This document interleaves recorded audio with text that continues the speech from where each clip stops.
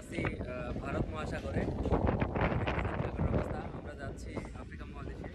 এই ভারত মহাসাগরটা দুইটা মহাদেশকে একত্র করেছে। এটা হচ্ছে আফ্রিকা মহাদেশ, আরেকটা হচ্ছে এশিয়া মহাদেশ।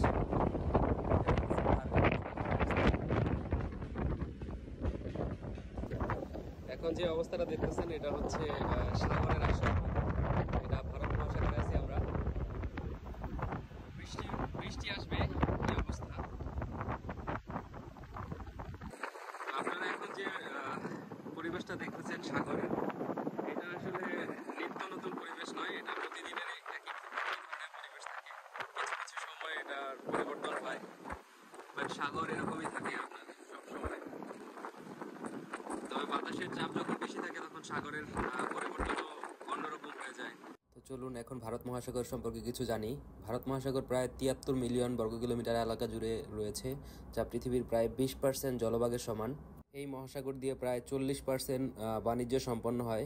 এতে প্রচুর পরিমাণে খনিজ সম্পদ রয়েছে, যার মধ্যে রয়েছে তেল ও গ্যাস। ওই যে এরিয়াটা দেখতেছেন ওইখানে বৃষ্টি পড়তেছে, কিন্তু এই যে এরিয়াটাতে কোনো বৃষ্টি নেই। তো এখানে বৃষ্টি, এখানে কোনো বৃষ্টি নেই।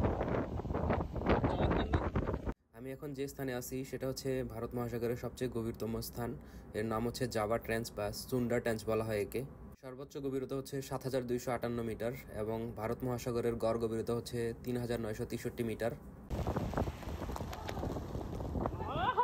এই ভারত মহাসাগরে প্রচুর পরিমাণে খনিজ সম্পদ রয়েছে। এর পানি ধারণ ক্ষমতা 292 মিলিয়ন ঘন কিলোমিটার।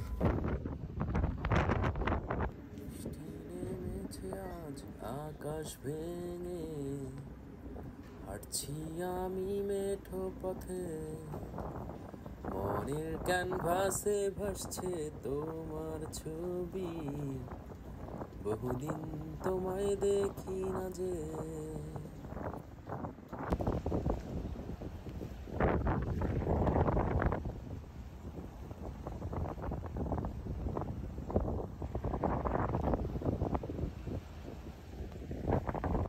বৃষ্টির পরে আকাশের অবস্থা, মাশাআল্লাহ, সুবহানাল্লাহ। আসলে কষ্টের পরে অবশ্যই স্বস্তি থাকে।